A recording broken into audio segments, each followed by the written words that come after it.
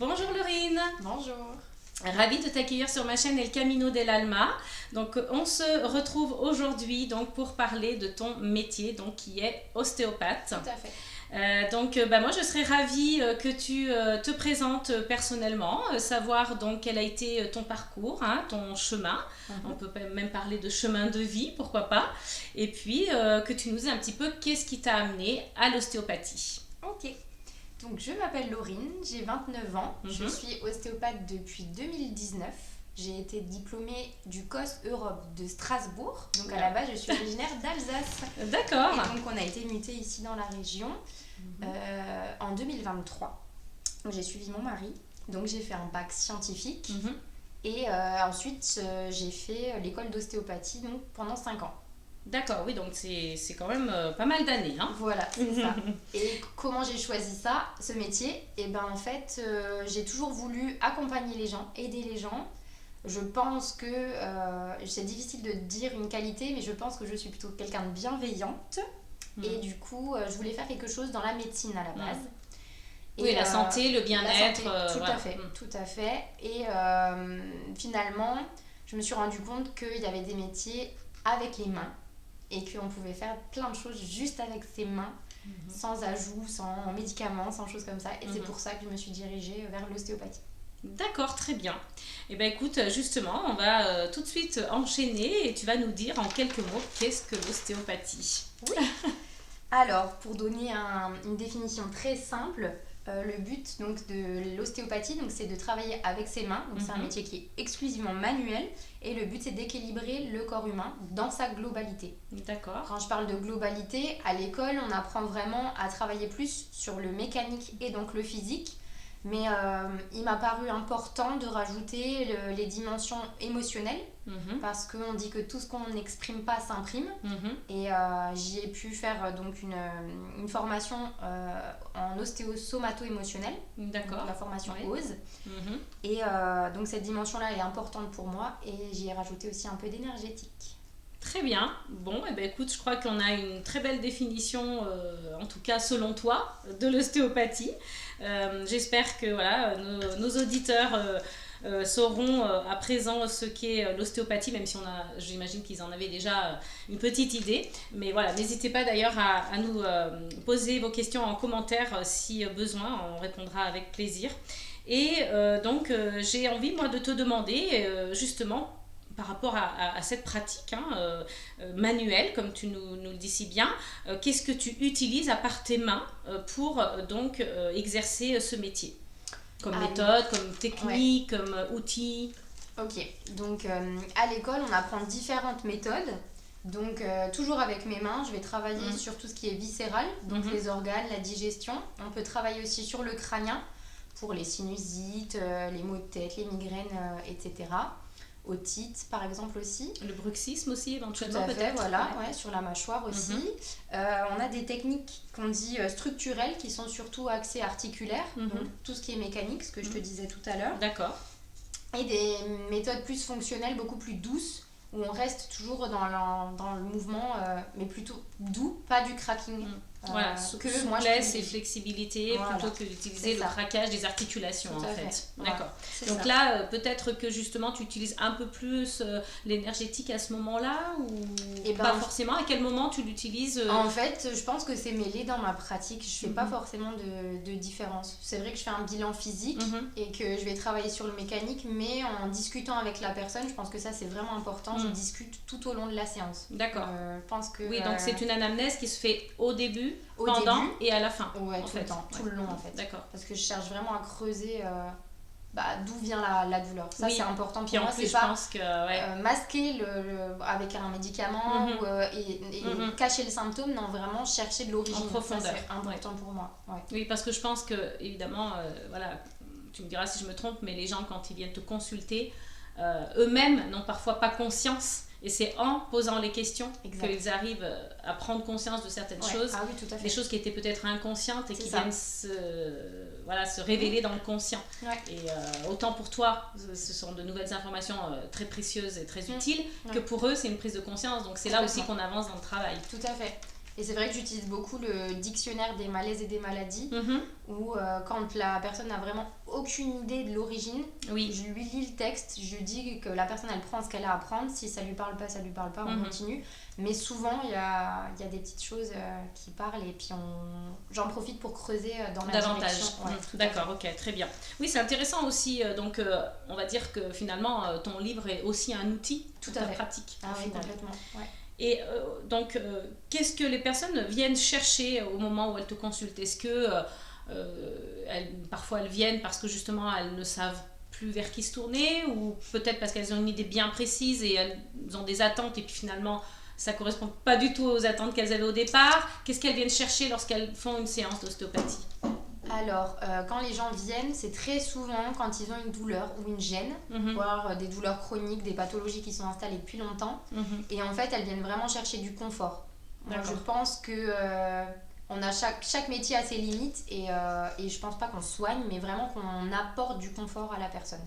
D'accord, Ça, du c'est confort, important. du bien-être en fait, Tout à en fait, tout cas. ouais, Ouais, complètement. pour être beaucoup plus à l'aise avec son corps. Et C'est puis, ça, on équilibre en fait. voilà, équilibrage au niveau corporel, quoi. C'est ça. Mhm. Du coup, est-ce que, voilà, toi, comment tu dirais que l'ostéopathie apporte des solutions finalement aux personnes, aux patients? C'est une bonne question. Il m'arrive De d'avoir... quelle manière, on va dire, en tout cas, l'ostéopathie apporte des solutions? Donc, on en a un petit peu déjà parlé hein, dans les réponses que tu as données, mais est-ce que de manière plus précise, tu peux nous dire, voilà, quelle est la façon la plus, j'allais dire, favorable, judicieuse, enfin, je sais, j'ai pas vraiment le mot exact, mais en tout cas, si toi, on te demande, quelqu'un qui n'a jamais consulté un ostéopathe et qui te dit, bah voilà, si je viens te voir demain, de quelle manière tu vas m'apporter des solutions? Ok. Bah déjà dans un premier temps je fais une anamnèse, donc je vais poser énormément de Mhm. questions pour savoir un peu l'état des lieux général de la personne, Mhm. et après pendant mon bilan moi je vais venir détecter s'il y a des articulations, des muscles, des viscères qui ont des tensions ou qui sont bloqués. Donc finalement, moi, j'entends dans ce que tu me dis que de quelle manière, c'est à travers l'anamnèse, en fait. Aussi, ouais. Hein, Ah oui, c'est important. c'est le plus important. C'est très important. Ouais. Ouais. D'accord, donc les questions, les réponses, selon les réponses que tu obtiens, Ah toi oui. tu arrives à te diriger. La Mhm. personne finalement elle se dirige aussi sans le C'est ça. vouloir. Et puis donc c'est peut-être de cette manière-là que tu apportes des solutions. Parce que comme la personne te donne des réponses en fonction de tes questions, toi tu es orienté Ouais. et c'est comme ça que tu vas faire C'est ça. articuler ta séance, je pense. Ouais, je vais affiner en fait. Ouais. Voilà, c'est un peu c'est comme ça. un entonnoir où j'ai Exactement. mes questions au début et après je vais cibler en fait. Tu filtres, tu C'est cibles, ça. ok. Tout à fait. Et donc, voilà, en général, quels sont les bienfaits qui te sont rapportés au niveau des personnes? Parce que je pense que tu ne vois pas les personnes qu'une seule fois, donc certainement qu'elles te font des retours. Alors je demande souvent des retours, j'en ai pas souvent, mais quand je dis pas de nouvelles, bonnes nouvelles, Oui, en général je les vois, on va dire 2-3 fois dans l'année les gens. Donc je demande toujours. oui, c'est pas énorme non plus. Non, c'est pas énorme, mais c'est vrai que tous les 6 mois, les personnes elles ont tendance à revenir et je leur pose toujours la question comment ça a été après la séance. D'accord. La fois dernière. Oui, il y a toujours un suivi en fait. Toujours. Ouais. Parce que si je remarque que par exemple ils reviennent pour la même chose, c'est qu'il y a un truc que moi j'ai pas compris. Donc soit c'est un mouvement qu'ils font, une position qu'ils font qui fait que la douleur revient, soit il y a un schéma que j'ai pas compris en fait. Et du coup ça me permet d'orienter et du coup de travailler aussi différemment. D'accord. Oui, donc c'est vrai que c'est intéressant qu'elle revienne justement peut-être quelques mois plus tard. Parce que ça permet aussi au corps de faire son travail. Alors quand je dis le corps, c'est pas uniquement le corps physique, Oui. le corps aussi au niveau émotionnel, énergie, ce qu'on a dit tout à l'heure. Ouais. Donc il faut souvent, on le sait, plusieurs mois pour que les choses se mettent en place. Donc c'est peut-être aussi intéressant justement d'attendre un peu. Alors, entre 2 séances, c'est très rare que je refixe un rendez-vous. Quand je refixe un rendez-vous, c'est que vraiment pour moi, il y a trop de travail et qu'il y a quelque chose où c'est installé depuis trop longtemps. Et parfois, j'explique aux gens, on ne peut pas tout faire en une séance, c'est pas possible. C'est ça, voilà. Et très souvent, je laisse entre 15 jours et 3 semaines, on va dire 3 semaines, je pense, entre 2 séances, ça m'arrive, pour laisser le temps au temps. Ouais, le temps au corps, en fait, le temps au corps. d'intégrer en fait tout ça. Parce que 3 semaines, c'est le renouvellement cellulaire, c'est plein de choses, donc il faut laisser le temps. Ouais. C'est ça. En plus, comme tu l'as dit tout à l'heure, ça s'imprime. Donc, ce qui est imprimé, en général, c'est bien imprimé, quoi. Donc, voilà, pour y décoller, pour y changer, il faut du travail, quoi. Après, je réoriente beaucoup les gens aussi. Parce que quand je me rends compte que vers d'autres thérapeutes quand j'ai dépassé mon champ de compétences, j'envoie, par exemple, quand c'est vraiment trop imprimé, par exemple, je peux réorienter vers de la kinésiologie ou des thérapeutes en psychogénéalogie. Enfin, j'essaye d'orienter pour que la personne, elle voit que ce soit un travail vraiment pluridisciplinaire. D'accord. Parce que je pense qu'on a besoin de... Oui, c'est complémentaire en fait. Le travail de chacun vient apporter quelque chose de bon et d'important par rapport à la santé dans sa globalité du patient. Du coup, je vais peut-être poser une question qui peut paraître bête, mais bon, je pense quand même qu'elle mérite d'être posée. Est-ce que l'ostéopathie a un impact sur notre bien-être? Évidemment oui.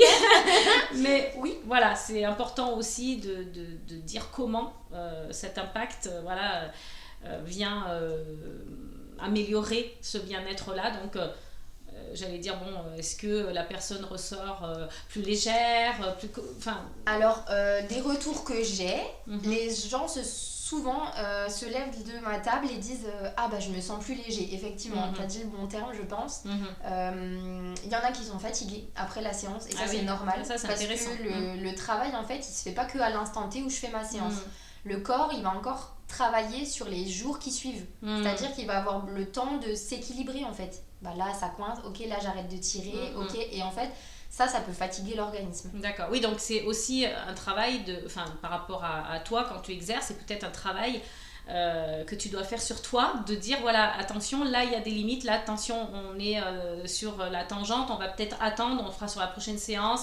C'est un petit peu ce que tu veux dire, quoi. J'ai tendance à faire trop, j'avoue, j'ai tendance à faire trop, mais j'ai jamais eu de gens qui ont décompensé, parce que ça peut arriver quand on en fait trop, le corps ça surtout des personnes qui attendent trop. Voilà, c'est ça. J'ai jamais eu ce cas-là, mais effectivement, ça peut arriver en tout cas. Il faut scinder parfois en 2 séances, c'est possible. Ouais. D'accord, donc du coup, on voit une évolution au fil des séances. Complètement. C'est ce que toi tu perçois en tout cas et que les gens te disent aussi. Oui, tout à fait. Donc si on pose la question, est-ce qu'il y a une évolution au fil des séances, c'est oui. On va aborder des questions un peu plus pratiques.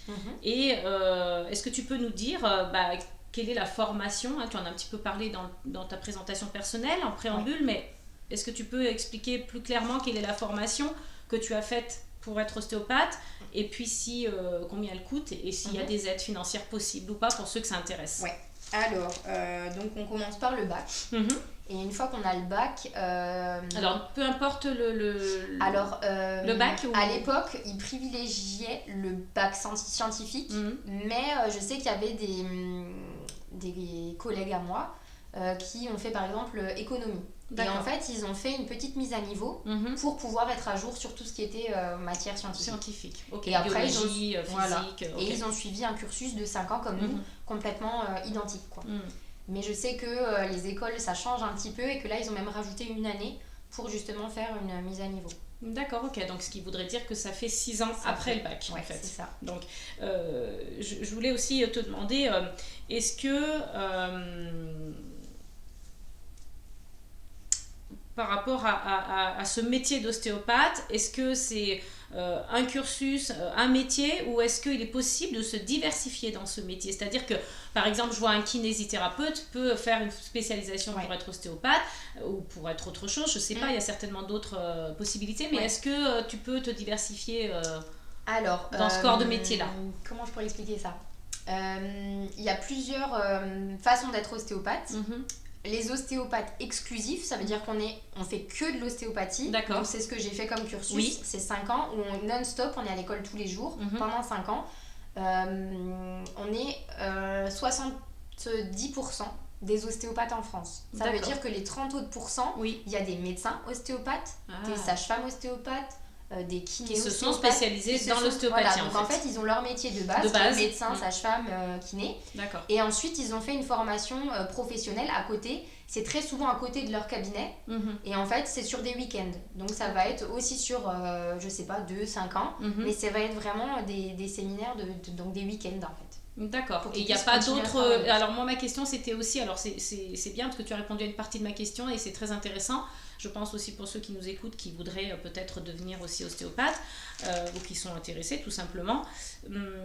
Est-ce qu'il y a diverses manières de le pratiquer? Comme là, tu nous disais tout à l'heure, par exemple, que toi, tu es orienté un peu plus vers la partie émotionnelle de tes patients. Mais est-ce qu'il y a d'autres variantes d'ostéopathie ou non? Je pense que oui, parce que il y a certains ostéopathes qui vont faire craquer de la tête aux pieds, qui vont D'accord. rester très mécaniques. Oui, Mais d'accord. ça, c'est ok parce que Oui, il y a finalement, des personnes à qui ça convient. il y a des personnes à qui ça convient très bien. Mais je pense qu'on ne peut pas faire le même travail en une demi-heure de séance qu'en 1 heure de séance. Complètement. Voilà. Complètement. Et donc en termes de coûts, est-ce que alors comment ça se passe? On paye une formation sur 5 ans ou Ouais. chaque année on donne Alors en fait, c'est des écoles privées parce que en France en tout cas, c'est pas comment dire, reconnu par tout ce qui est sécurité sociale. Donc c'est des écoles privées où on était, donc à l'époque j'ai commencé, on était à 8 000 € l'année. Je D'accord. pense qu'il y a certaines écoles qui aujourd'hui sont à 10 000 € l'année. D'accord, donc il faut bien compter entre 40 et 50 000 Ah oui. Ouais, pour tout à fait. être ostéopathe, quoi. C'est ça. D'accord, C'est ok. un énorme coût, franchement. Et on n'a pas d'aide financière possible? Alors non, il n'y a pas d'aide parce que c'est Région, une école, département, c'est une État, école privée. Donc en d'accord, fait, on n'a pas le droit. Il À existe l'époque, je peut-être sais des qu'il y a crédits certains qui pour ont ceux eu- qui sont jeunes. Alors oui, crédit, ça y a, hein, prêt étudiant, ça existe, où on fait en différé et on commence à rembourser quand on commence à travailler. Je sais que j'avais certains collègues qui ont eu le droit à des bourses, mais c'est très compliqué. rare. Ouais, c'est rare. Il faut C'est rentrer selon dans le- les cases. voilà, hein, c'est ça, complètement. Ouais, je pense que c'est très spécifique et puis très exigeant, je pense, Ouais. au niveau des critères Tout à fait. de sélection, quoi. Est-ce que du coup tu peux nous donner le tarif approximatif d'une séance? Est-ce que ça varie ou est-ce que c'est toujours pareil pour chaque ostéopathe? Alors, comment c'est fixé? Comment ça se passe? Ça varie parce que vu qu'on est indépendant, on peut choisir. Et en général, on est entre, on va dire, 55 et ça peut aller jusqu'à 80-90 € la séance. Ça dépend où on se trouve. Je pense qu'en région parisienne, par exemple, c'est plus Oui, cher. tout à fait. Ou Selon dans- les régions, ou alors dans les ça grandes joue villes, aussi. Ouais. ça joue. D'accord. Et après, Et donc, comment ça se passe au niveau des remboursements de soins? Est-ce que c'est possible par les mutuelles ou... Eh ben oui, c'est certaines mutuelles, donc ça dépend du forfait qu'on a choisi en fait dans sa mutuelle. D'accord, donc c'est plutôt judicieux de se renseigner avant, peut-être, de faire des séances pour voir si notre mutuelle ouais. prend en compte, Si on n'est pas prêt à mettre une séance d'ostéo ou d'ostéo-séance dans l'année, oui, il faut quand même se renseigner. Et donc, il me semble que tu pratiques aussi le drainage lymphatique. Ouais, alors est-ce que tu peux nous en dire plus? Donc, ça fait partie, ça, de la formation aussi, ou c'est Pas toi du qui tout. t'es spécialisée là-dedans? Ouais. En fait, on nous a dit à l'école qu'on avait, pas l'obligation, mais c'était recommandé de se former tous les ans. Donc, j'ai fait, depuis 2019, j'ai fait des formations quasiment tous les ans. Et j'ai choisi donc de faire... le massage drainant, donc drainage lymphatique manuel, donc par méthode Vauder. Donc sans machine, sans outils, c'est toujours manuel. Que mes mains, toujours. Et ça, je sais que c'est pas pris en charge, par exemple, j'ai pas eu d'aide pour faire cette formation parce qu'elle rentre pas dans la catégorie des formations post-grade ostéopathiques. D'accord, et pas reconnue par l'État du coup? Alors le drainage lymphatique, je pense que si on va consulter un professionnel du type kiné, là ça peut être pris en charge, mais on sait très bien qu'un kiné, il a 20-30 minutes de séance et qu'on ne peut pas faire un drainage corps complet où moi je mets 1h30, c'est pas possible, quoi. Oui, non, c'est incomparable, effectivement. Eh bien, écoute, je crois qu'on a fait plus ou moins le tour de la question. Est-ce qu'il y a des choses éventuellement que tu voudrais rajouter, qu'on n'aurait pas abordées dans cette interview, qui te paraîtrait important à dire? Oui, je pense à la date de 2007. En fait, c'est cette date-là qui a mis en place les conditions d'exercice de l'ostéopathie. C'est-à-dire qu'avant, on pouvait catégoriser ça d'illégal en fait. On n'avait pas, c'était pas réglementé. Oui, limite entre guillemets de charlatanisme, quoi. Exactement. Et en 2007, ils ont mis en place toutes les conditions pour pouvoir exercer. D'accord, Donc, donc c'est ça c'est pas plutôt... si vieux que ça. Non, c'est pas si vieux que ça, c'est quand même assez impressionnant parce que c'est vrai que bon, moi le but aussi de faire toutes ces interviews par rapport au métier de thérapeute que je poste sur ma chaîne, c'est aussi ça. Donc c'est intéressant ce que tu dis, c'est pour ça que je rebondis parce que en fait, je m'aperçois que finalement il y a énormément de métiers de thérapeutes, dont les ostéopathes, comme tu dis, c'est pas si vieux, étaient tout le temps catégorisés ou on les mettait tous dans le même sac. De toute façon, ça sert à rien, c'est du charlatanisme, sachant que bon, c'est quand même assez long les études, mais les gens peuvent croire que c'est en une semaine, ils se forment et ils se disent professionnels. Voilà, donc oui, effectivement, il y a de tout, hein, on va pas se mentir. Après, je pense que c'est une question de bon sens aussi, peut-être aux personnes à elles d'aller investiguer, de se renseigner. Oui, je pense. Et puis peut-être que le réseautage à ce moment-là est assez bénéfique pour les thérapeutes parce que je pense qu'on a beau faire tout un tas de publicité, mais le bouche à oreille reste quand même la meilleure publicité. quelque chose de très bien pour les thérapeutes parce que quand les patients viennent nous consulter, je dis nous parce que je m'inclus dans les thérapeutes en tant que psychogénéalogiste entre autres, je me dis que quand même finalement voilà, c'est important parce que lorsqu'elles sortent d'une consultation ou d'une séance auprès d'un thérapeute, elles savent, elles se rendent bien compte, autant émotionnellement, énergétiquement que physiquement, même voire psychologiquement, que l'impact est énorme en fait et qu'il y a du résultat. C'est ça aussi qui est. Alors, on n'est pas là non plus pour dénigrer la médecine conventionnelle, tout au contraire. Moi, personnellement, j'invite toujours mes consultants, parce que moi, je ne les appelle pas des patients, j'appelle ça plutôt les personnes, des consultants ou des consultantes, à les orienter, comme tu disais tout à l'heure, il y a des limites aussi. Nous, on a aussi nos limites. On ne peut pas se dire médecin ou infirmière, c'est pas le cas, c'est pas notre formation, c'est pas notre cursus. Donc voilà, moi, j'oriente facilement aussi les gens vers la médecine conventionnelle. Et ce que j'ai envie de dire vraiment, c'est que c'est quelque chose de complémentaire. Voilà. Et quand on aura compris que les thérapeutes, que ce soit ostéo, naturopathes, peu importe, seront complémentaires de la médecine conventionnelle, je pense qu'on aura vraiment, ce sera une victoire. Oh, oui. Voilà. Donc, et moi, c'est le but aussi de poster ça sur ma chaîne pour faire comprendre aux gens qu'il n'y a pas que du charlatanisme, il y a des personnes aussi compétentes qui ont de l'or entre les mains, et vraiment, c'est important de le dire et de le souligner parce que c'est pour éveiller les consciences que je fais ça aussi. Donc, ça, c'est assez important pour moi, étant donné que je le suis moi-même. Voilà, donc on va terminer sur ces mots si tu n'as rien à ajouter, Laurine. Sinon, je te laisse le mot de la fin, les remerciements, tes coordonnées. Oui, alors pour le moment, je suis installée avec des kinés à Aubry-sur-Varèse. Mes coordonnées, je pense qu'on pourra peut-être les mettre oui, tout à fait, dans la barre d'infos, sous la vidéo. Et puis voilà, je te remercie, Natacha. Mais c'est moi qui te remercie avec grand plaisir d'avoir accepté cette invitation et d'avoir donc donné toutes ces informations précieuses concernant le métier d'ostéopathe. Donc évidemment, je le redis, on mettra toutes les coordonnées de Laurine pour ceux qui souhaiteraient la consulter ou prendre un rendez-vous dans la barre de description sous la vidéo. Et puis n'hésitez pas à laisser aussi des likes, des commentaires sur ma chaîne et de partager un maximum si vous pensez qu'il y a des personnes qui pourraient être intéressées par ce contenu ou à qui ça pourrait rendre service en tout cas. Voilà, merci à tous de nous avoir écoutés. Je vous dis à très bientôt pour un prochain podcast, pour un prochain métier de thérapeute. Gros bisous à tous et n'oubliez pas amour, paix et gratitude.